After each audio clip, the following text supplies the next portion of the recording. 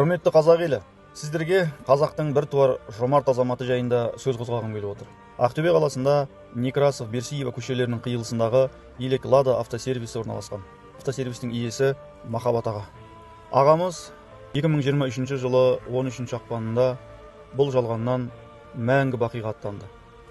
Махаббат аға тірі күнінде еліміз үшін, дініміз үшін аянбай тер төгіп, бір Алланың разылығын ойлаған кісілердің бірі еді.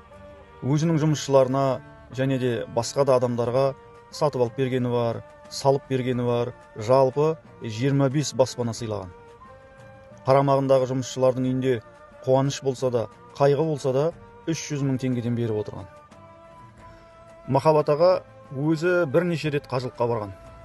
Әр барғанында өзімен бірге және басқа да уақытта да жалпы 80 адамды қажылыққа жіберген екен.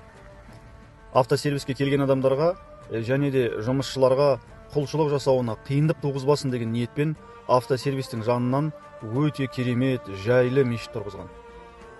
Махаббат ағамыздың тағы да басқа жасаған көптеген жақсылықтары бар. Алла тағала ол кісіге еселенген сауаптар жазып, Фирдаус жәннатын нәсіп етсін. Енді құрметті жамағат, мұның барлығын біз не үшін айтып отырмыз? Өскелең ұрпақ үлгі алсын деп, еліміздің елім деген азаматтар осы кісінің ізін бассын деп, Махаббат ағамыздай елім, жерім, дінім деген ұлтжанды жомарт жігіттер көп болсын деп.